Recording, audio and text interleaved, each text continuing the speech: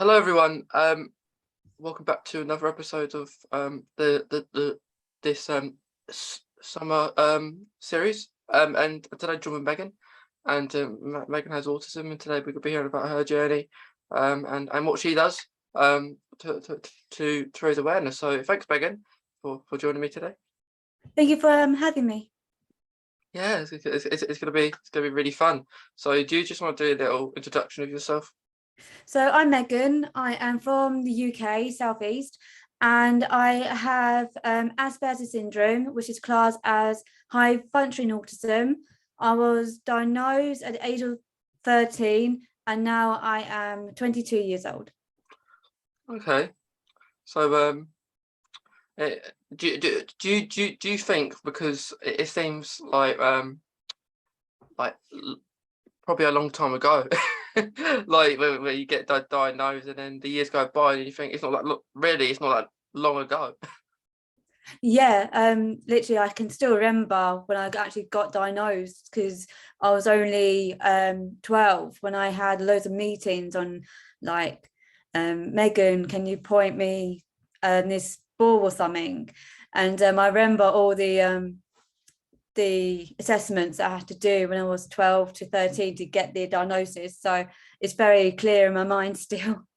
Yeah, it's that it. Like with me, I was diagnosed when I was 9, but I don't remember awfully a lot. I remember having a test done.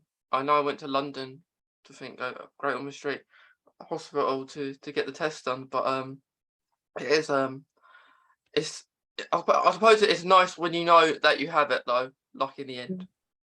Me as well, like my mum knew that I have autism when I was 2 years old, but because in them days, because it was in like 2002 when I was two, but in them days I didn't really understand what autism was. So obviously they knew that I had a speech delay, so I got my speech and language diagnosis on top of my autism. But again, it's, education system by that back then they assumed that I didn't have autism. So my mum obviously had to keep fighting when I was in secondary. Then I noticed that I have autism then. Yeah, yeah, I do think like with the like with the education system does but I still needs to improve. I think that lots needs to still be done because you kind of have to repeat yourself to them, don't you, quite a lot of the time. Definitely, yes, I definitely agree with you. Yeah. Is would you say, I suppose, when you was at school, for example, what would you say you found hard? Well, I went to a mainstream school when I was in year 7 till year 8, so I was 11 till 13, and it was really difficult because the school's very big. You've got 30 children in a class with one or two TAs. If you're lucky, you may have two TAs, but in class I have one TA. And doing the work, it is based on every single student, so it's not individual. It's the work is for everyone to do. And especially I found hard was people not following the rules. I'm someone who like rules, so if someone misbehaves I get really frustrated because the rules are, if you didn't have a tie on, you've got to have a tie on, and that's a rule that you're supposed to have when you're at school. So obviously for me I felt that quite daunting and I get very annoyed. The fire alarm bell, I remember once the fire alarm went off at school, and I was waiting with my guidance manager outside because this guidance manager said to me, "Oh, Megan, wait for me outside and I can help you go down the stairs," because I always walk very slowly downstairs. And one of the teachers said to me, "Oh, Megan, you need to go down, need to get out of the building now because this is a practice fire alarm." With me, I had my hands over my ears because it was very, very loud compared to the Sen school fire alarm is quite quiet, but this one's very loud. And I stand there looking at her thinking I don't know where to go because it's very loud fire alarm.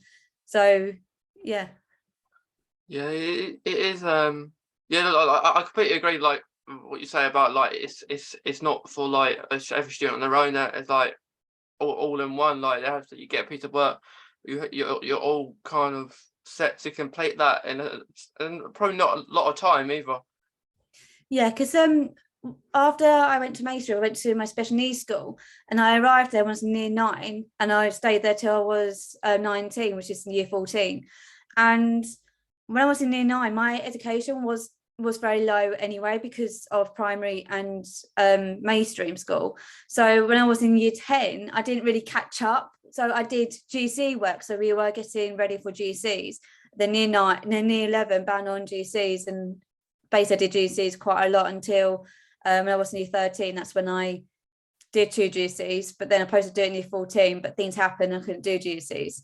But yeah, I think education really do need to change a lot, because not every single student can actually cope in GCs exams, and I wasn't one of them who can cope. I cannot cope. And I in May I did an online course for my English, so I retook my GC English. So in August this year, I'm going to get my results and hopefully pass. But if I don't, that's fine, because I was my own teacher. I self-taught all my books. Yeah, hopefully you do okay. But what would you say the difference is between like special needs school and a mainstream school?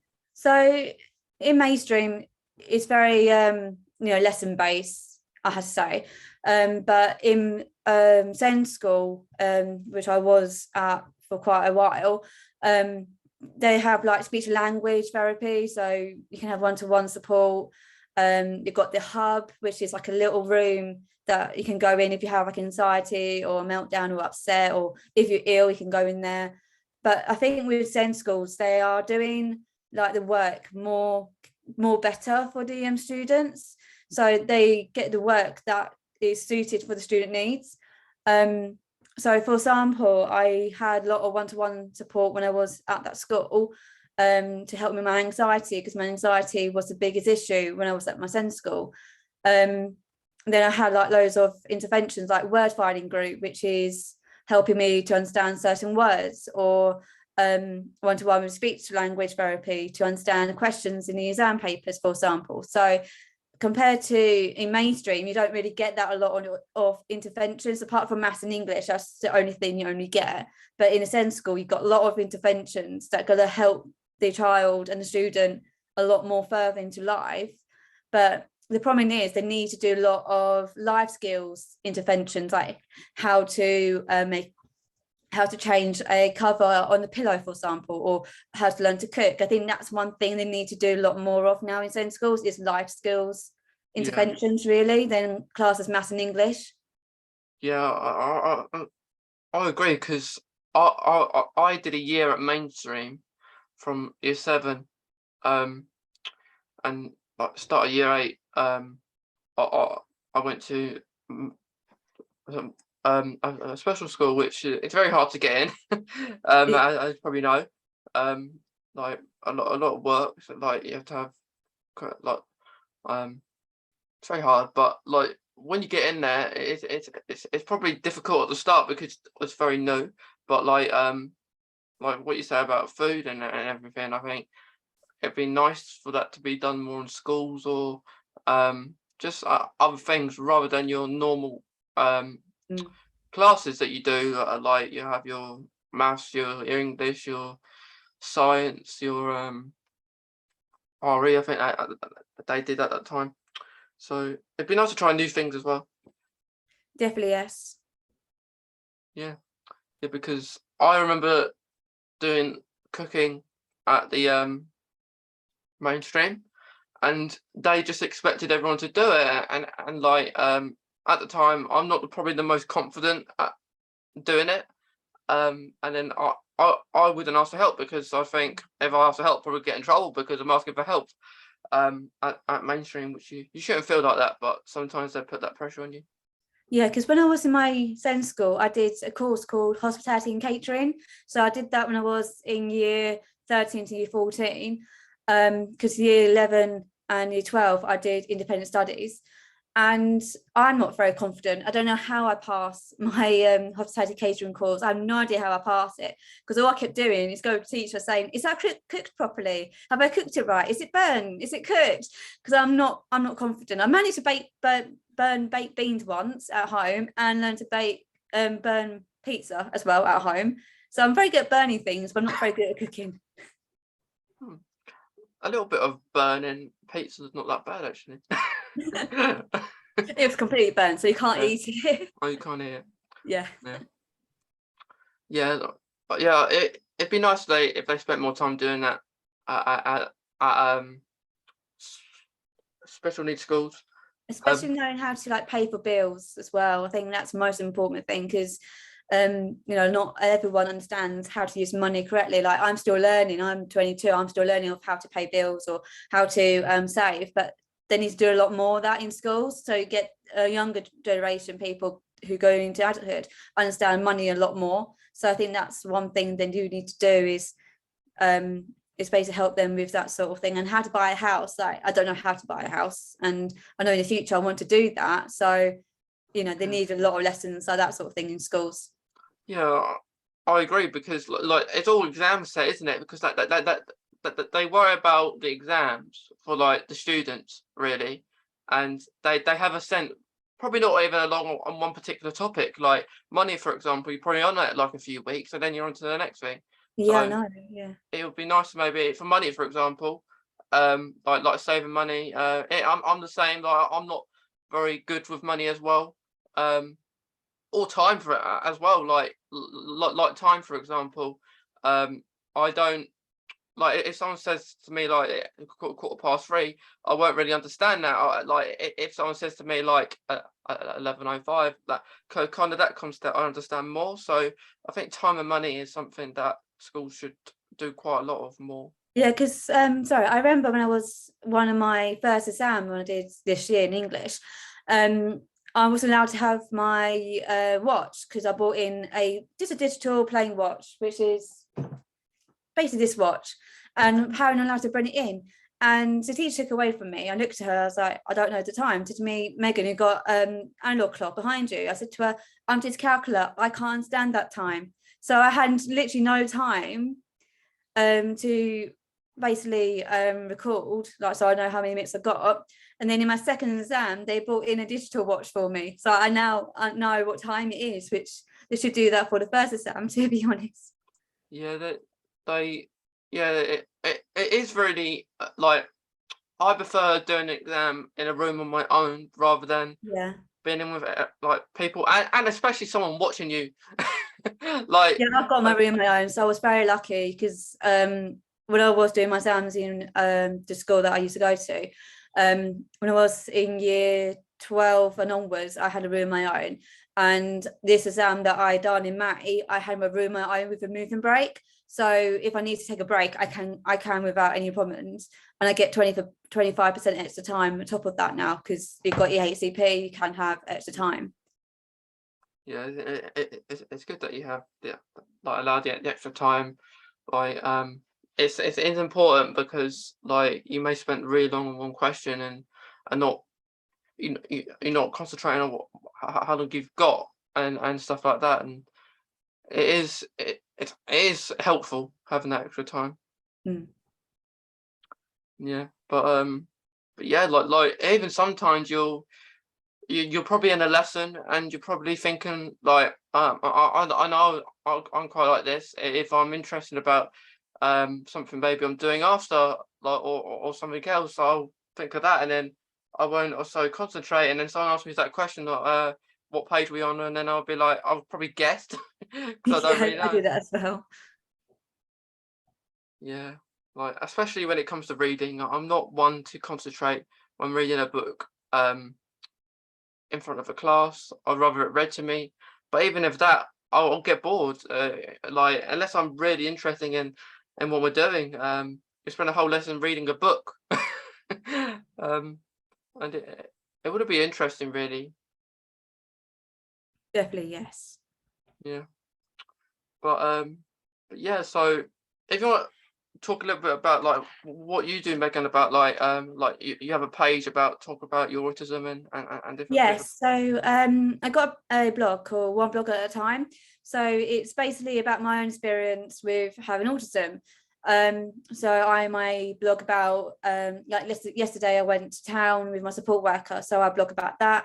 I blog about other topics like stimming is one of them, anxiety, going on public transport, things that other people may experience, what I experienced, for example. So yeah, so I do blogging. At the moment, I've been interviewing loads of different parents and adults who are also autistic onto my blog at the moment. So I'm talking about their experiences of autism and and see what sort of advice they got to give for other people. So I've been doing that at the moment, which has been very good and very interesting. I actually love learning from other people.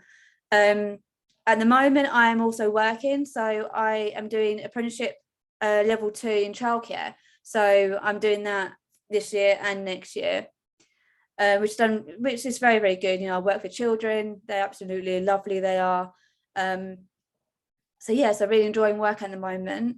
Before then, I was a support worker, so I was there for 12 months, and then I quit because it wasn't really for me. But with childcare, I really do enjoy it because I love working with children, and hopefully a few years down the line, when I pass my English, fingers crossed, hopefully I do this time round, and my maths functioning skills, then hopefully I can work in a special needs secondary school as a teacher assistant to support teenagers and young people with autism, because that is one of my dream goals. And I got inspired by my SEND school, and that's why I went to work with children with special needs, because I got inspired by the work that my teacher assistants at the school did for me. I got inspired by them. Yeah, that sounds like a plan, Megan, because would you like to go back to to be an assistant at the school you went to, or wouldn't you mind which one it is? Well, I'm hoping to, yes, because obviously I know the building, which is one thing about having autism, is that you like to go back to the same place. So when I was doing my exam, I went back to my SEND school because I know the place. So yes, I do hope I do work at that school. If not, there's other schools around that area who's got loads of special needs there, or even one-to-one with a child who's got additional needs. So it really depends really what's out there. But I will hopefully work in that school, because I would love to work in that school. Yeah, I think you get that quite a lot actually with schools. I know for my special school, for example, people who actually have gone to the school actually go back and work there. So like it's quite funny because you get teachers saying don't come back here, you've already learned here. Yeah, because it's quite funny, because when I went back for my second exam, I was nearly 5 minutes late for my exam, nearly, and I went on top of sixth form where the exams are, and one of the teachers said, "Welcome back, Megan, to do your English. Welcome back." And everyone looked at me, it's like, "Why are you here, Megan? Why are you here? You're supposed to be working." I was like, "I'm only doing my exam, then I'm gone." Yeah, like you're. I suppose it's in a way it's a different experience, because you're in the shoes of a different person. Like, you're not the one learning, you're the one kind of helping other people learn, and working with people with autism as well. So it's really good, because the thing I like about special schools, they have all different areas, don't they? Although it's not, it's good an environment because it's not too big, and you have I know in my one there's like, you have a sensory room and a soft play room, so you have those kind of places that people can exit the room if they want to. Yeah, because I was very lucky, because when I was in year 12, when I was at that school, and year 13 and year 14, I was very lucky because I was able to help out in some of interventions. So the English teacher asked me, "Oh, Megan, can you help with intervention with phonics?" So I help out with a teacher assistant there, and I help do phonics. And one time I helped with an English event, because we had like an author came in, and every single year group were doing something different. So I was able to help all the year groups, which I was very lucky, with the author of writing a story or describing an orange, which one of the year groups were doing. So I was very lucky that I was able to go into these interventions and actually help out the teacher assistant. I supported one intervention, which was speech and language, with, I think it was like year 8 or year 9, I can't remember. And that was very interesting, because it's it's led by a speech language team, but it was really interesting of how they get the interventions and how to support these children. So I was very lucky that I was able to be in these sort of interventions and helping out in some lessons like science. I was helping out, which was really, really good. And I had some really good feedback from the teacher assistants. They said to me, "Oh, are you a student here?" I was like, yeah, I'm a student. I'm just helping out as I got free lesson." And they said, "Oh, you're very good at helping these children." I was like, "Oh, thank you." So I've got some really nice feedback from staff there, which is really lovely, even though I was a student myself there. But yeah, but I had a really good experience there, and I actually like it working when I was having free periods. Yeah, it sounds something that you're interested in, you want to do. Is that so? Would you rather be like the assistant helping the children, or would you rather just be a full-time teacher helping in a class, like teaching people with autism? I would like to be a teacher assistant. So, because obviously my to be a teacher, you've got to go into a degree and things like that. And I don't think for myself I would be able to cope because I'm not very high learner, so I'm not very academic as a lot of people who can be a teacher. But I'd prefer be a teacher assistant because I think with teacher assistants, you can do like some interventions with some students. They can have one-to-one with a student if they need one-to-one. So with teacher assistant, you get a lot of more input than you can be as a teacher. If that makes sense? Yeah, yeah. It's not as like you don't have to be as busy. Like you could be like set to be on this one particular person, but like what's your thoughts on that actually?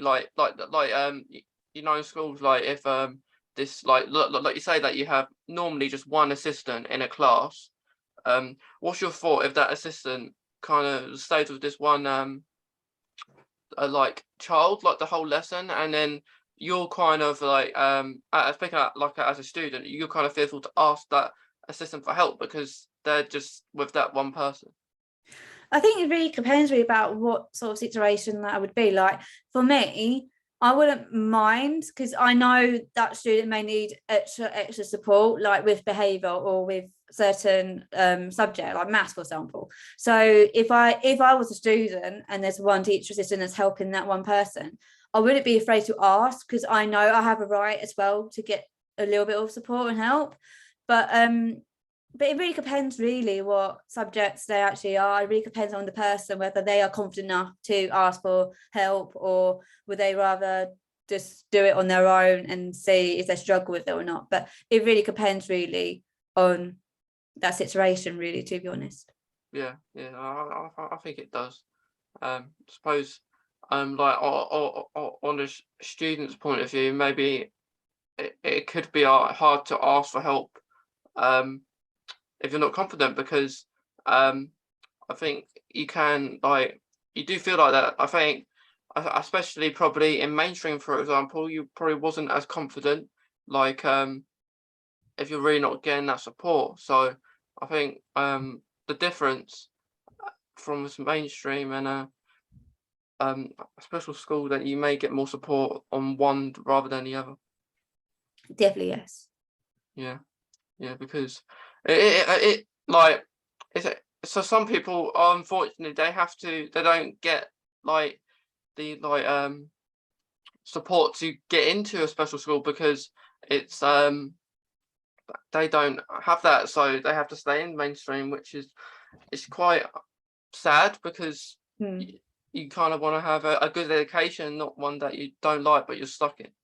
Yeah, because it's really difficult now because when I was getting diagnosed as Asperger's at that time, the lady who I went to hospital because I went to hospital to get the diagnosis, and the lady said to me that I am very lucky because now the EHCP is very hard to get. So if a student is struggling with education, like completely struggling, and they are fine in mainstream, and they're not struggling emotionally or socially or whatever, then just stay in mainstream. But if you struggle with everything, then you can go to SEND school. But it is really difficult now. It is to get a diagnosis. It can take up to like a year or even 5 years to get a diagnosis now, which is completely dreadful. And I feel so sorry for many people who are waiting to get a diagnosis, especially children and teenagers, you know, and they're still early on with the education. I just feel so sorry for them, because I wish that the systems is going to be better. And also as well, it depends about the adults, you know, in schools, because then I personally think they need to be more trained. Like if you've got autistic child in a mainstream secondary school and that teacher doesn't know how to approach it or don't know how to help this child, I personally think teachers at mainstream should be properly trained in special needs, whether that is dyslexia, dyscalculia, autism, speech and language, behaviour issues, mental health, whatever it is. They need to be properly trained so they can actually support that child if they are staying in that mainstream school. Yeah, well, I completely agree, because they kind of treat everyone the same, don't they? Yeah. And it shouldn't be like that, because like everyone is different. Like they kind of think if everyone will understand what I'm saying, no matter how fast I'm telling you to do this. But I did like a few teachers at mainstream now. I was a bit sad, but I wasn't sad that I was leaving. It was quite funny on that last day I was at mainstream school, because like various teachers were leaving as well. So we were having a little joke saying, "Oh, you're leaving too? Oh, I didn't know that." So Yeah, because when I was leaving mainstream, I wasn't really that upset. I was only upset because I was leaving one friend, because I made a really great friend, and I'm still friends with that person still to this very day. So I wasn't really upset about leaving mainstream. However, when I was leaving this end school that I was at when I was 19, I was completely upset. I literally had so many meltdowns, so many anxiety attacks about leaving that school, because that school has helped me to become the person I am today. And without their support, I wouldn't be able to find a job or would be able to be who I am now. And I struggle so much with leaving that SEND school. And to be honest with you, I was in so many crisis point when I was leaving that school, because that is how bad I was, anxiety relating, because it is the unknown. Like when you leave school, it's such an unknown, because you don't know what the future will hold. And obviously I went to college for a bit, but then I left college because they didn't really support me. So that I wasn't very upset about college whatsoever, because I'm like, nah, I can't be bothered with them now. But I was very upset with SEND school, yeah, about leaving there. Yeah, it is quite sad. Like I only made like you, I only made the one friend really at mainstream. And like because when you go into mainstream, like year 7 for example, I think when you're at primary school, you well, people who are going to the school you're going to, you get to put in a list who who you wanted from primary school to be in the same form with. And the funny thing is, I picked people and I didn't get any of them. I got one person that I didn't really talk to much, really. And then the good thing about being in this form, I met this one person from like the induction day. We became really good friends, and we're still friends now. And I left. He was struggling at the mainstream school as well, and I left. I left him, and eventually, I went to the main to the special school, and like a year or two later, he joined it. So it was nice that I could show him around that school after not seeing him for a while. So That's really nice. that was like a highlight of that. Really. I think as well, like the problem is when you start, especially in school, like I was starting in 9, I didn't know anybody really. And to be honest with you, it took a long time for the classmates to get used to me, and it took me a long time for me to get used to them, because they knew each other. They all were in the same class in year 7 and year 8. And I had like 3 taster days when I was in year 8, and they got a little bit like unsure about me because I was wearing different uniforms compared to them. On them at that time, you had to wear our own clothes for 3 days. I think it was like Wednesday, Thursday, and Friday. You had to wear your own clothes if you're being good. They changed that whole system now, so they didn't do that when I was at that school throughout the years. They changed the whole system, which is a good thing. But it's so hard to actually move to a school where you don't know anybody, and it's halfway through the school year. So that's how I struggled a bit, and so did they. But We all came to a good. We all were good friends. When they got used to me, that's the main thing. Yeah, it does take time. Like I was the same. Like I didn't talk to many people. I struggled to make friends the last time, and then I was saying, I don't want to be here anymore. I'm not making any friends. Then like that's after time, and then I made some really good friends. I still speak to some now after leaving the school. So I think that's a good thing. Like you could make those friends, and like it. I think I could say I made more friends at special school than a mainstream. Mm. But it's funny, like some people from my form in mainstream, like mm, like message me occasionally, and I think I find it hard to remember because I don't pay much attention who was in my form. I was just looking forward to leaving that time. But but yeah, it is it takes time. Like I suppose probably one of my favorite years was the last year actually, like year 11 of school, because like it's the year that it was your last year of your exams. You kind of get excited. Oh, I don't have to do anymore at school and stuff, um and then yeah, I don't know if you did this like I think you was if you were in year 10 or 11, you go on this like trip, but you can go on these like different like camping trips with the school. When I was in year at the school that I was at, I don't know if they do it now or not because COVID. I don't know what's going on there now. But when I was in year 12, 13 and 14, in September we go away for a week in England, obviously. But I remember when I was in year 12, I went to a place called Carity Woods, which is a nice woodland place. But yes, I stayed there for a week. That was fun, kind of. A lot of dramas, let's say. But yeah, that was okay. When I was in year 13, I did work experience because I didn't really fancy going away with the school. So I worked in the library for a week or a couple of days, but it was good. And then when I was in year 14, I actually really enjoyed it because we went to a place called Viewwater and we stayed there for a whole week. But it was I really enjoyed it because it was last year for me because year 14 is last year that you at that school in sixth form, and B, we just had so much fun. Like I remember we went to a park and it was near the hotel sort of thing. It's near there, and yeah, and we went down a slide in the dark. So we kept asking teachers, can we please go to that park? Because it's really, really dark now. Can we go there, please? And they're like, yeah, of course you can. So we all went outside. We all went down the slide in complete darkness.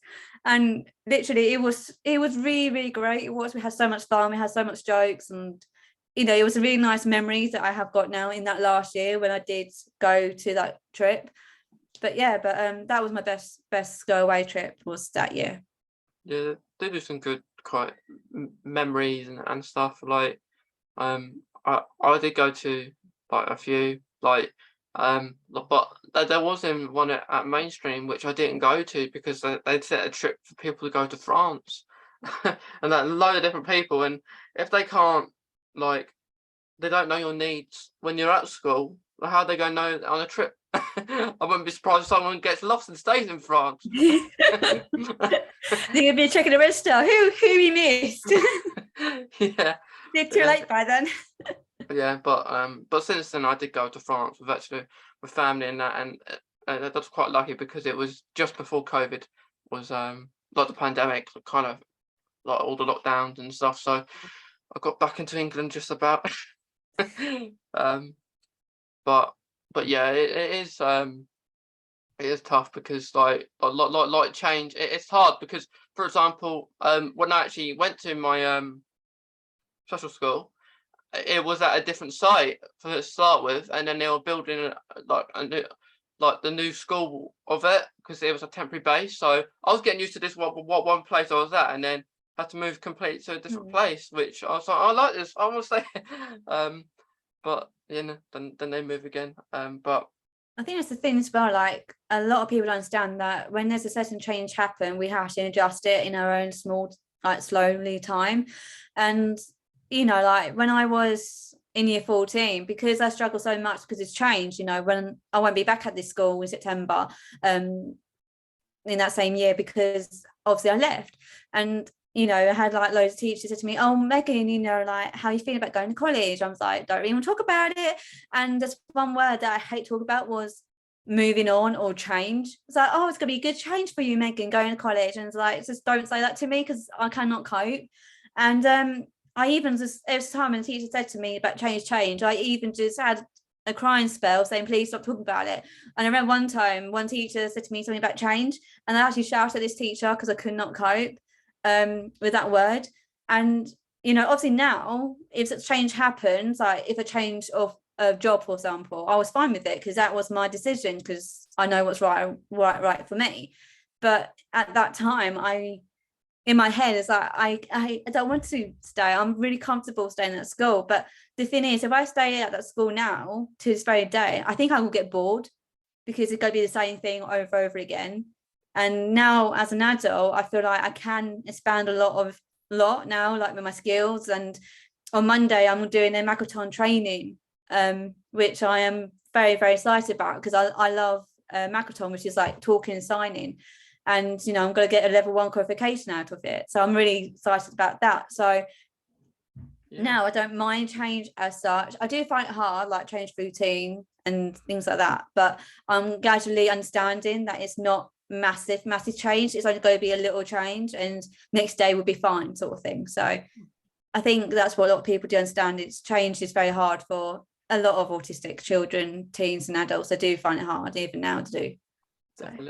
Definitely. And like sign language is it's a very good thing to learn as well, because I did that like briefly within lockdown. Actually, it was something that I wanted to do, so I wanted to say my name in sign language, because it is very good, because like you never know, like you want to become assistant teacher, you never know, someone may need someone to use sign language. So if you've got that qualification, like maybe you could, like you'll be very good for like them, and not helping them, because it is very hard.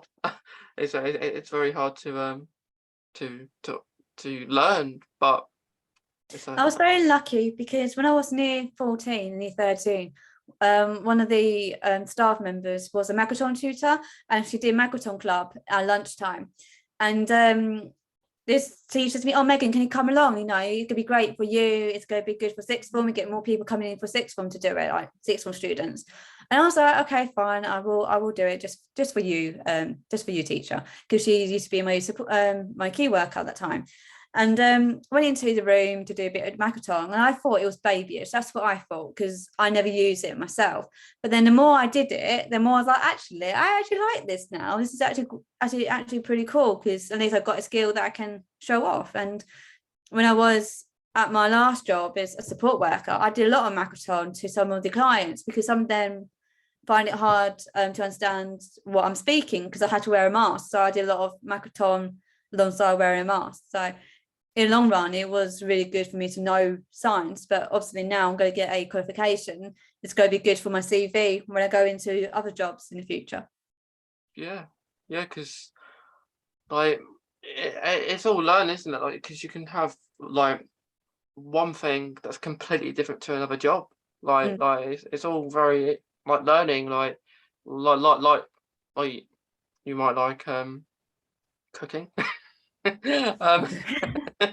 You might like cooking and you want to be someone else, but yeah, it's all very good just doing whatever like you can do, because I always think having a job that you like you're interested in is very important, because you wouldn't want to go to a job that you're not interested in, even though it's very hard to even get a job nowadays, isn't it? Especially if you have autism. Yes, it is. Yeah. I was very lucky, because my last job as a support worker, I got the job straight away. And because obviously I understand people on the spectrum, because I'm working with adults who are on the autism spectrum. But then the job that I got now, which is childcare, apprenticeship level 2, I was very lucky to get. But however, when I did some application forms to work in other schools, I did one interview at one school, and it's a behaviour school, and I didn't get the job because my personality wasn't very stern enough. And the thing was, at that time, I was only like 21, so I'm like quite young. I wasn't sure about the students because I wasn't sure what sort of needs they got, because I don't want to be too stern and then suddenly like a meltdown's going to happen. That makes sense. So I was very cautious of how to use my own words with these sort of students. And obviously I didn't get the job, and that's fine, because that means that's not for me, and maybe there's a better job out there for me that I can go into. And luckily I got this apprenticeship level 2 childcare at a preschool, so I'm very happy about that. So Yeah. and also I love working with children, so that is one thing I do love. Yeah, so there's lots of like, so you'll have lots of different probably like things that you can do, because like there's lots of things you can do working with children. So it's like a school is going to be a good place to, like, it'd be like I suppose a little reunion, like when you eventually do, like if you do are allowed to go back to the school. I might work at other schools. I'm not sure what sort of jobs there are out there, but maybe, there's going to be a lot of teacher assistants jobs in other schools and things like that. There's other schools, other special needs schools I can go into as well. So it really depends what sort of jobs and schools there are out there. Yeah, like I suppose, like if you know the people like at the school you went to, they may be as probably more understanding in a way than other jobs probably, because they know you. So it's dependent. Like you may go to like a new school and love it there. Like it might be a different experience. I know like change can be hard, but a different experience to meet new people, to meet people you haven't worked with before, or seen. So it's always good. And a good thing about schools, people go from one school to another. Like hearing from my school I went to, people leave and go to other places, which is interesting. Like you move to one school, don't really like it there for some reason, and they go to another one. Yeah, I'm just taking day by day as it comes, really. I'm not going to like race ahead, because obviously I'm not sure what next year's going to bring. So I'm just taking it one day at a time. I'm still young. I'm like 22, could be 23, and I'm still young and still learning. And the more experience I get, the better outcome would be. So that's where I'm seeing it at the moment. Yeah, no rush. I'd like like you say, take every day as it comes, and see what happens, I guess. Definitely, yes. Yeah.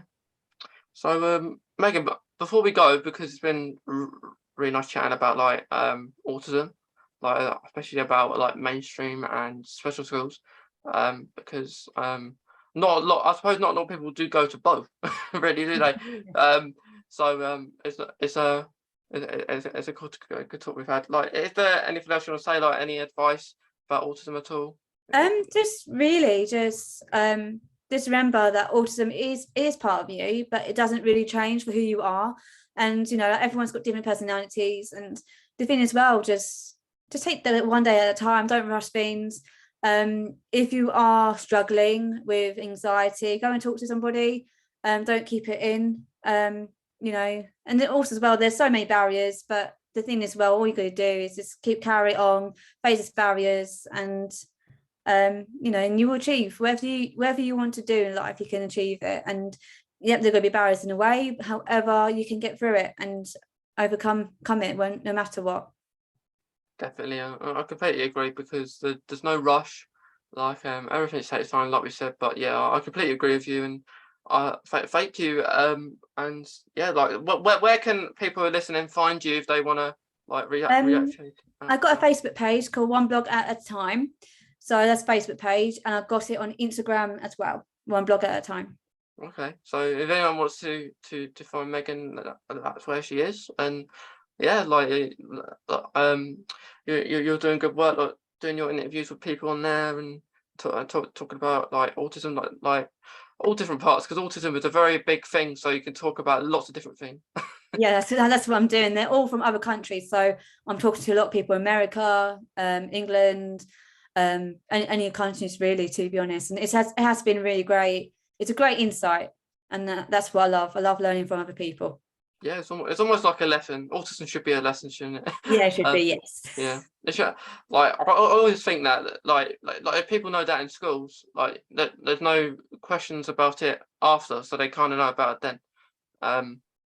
But yeah, like to continue doing the work we're doing, and that is sure that will help someone. And yeah, it's good you're doing it from other countries as well.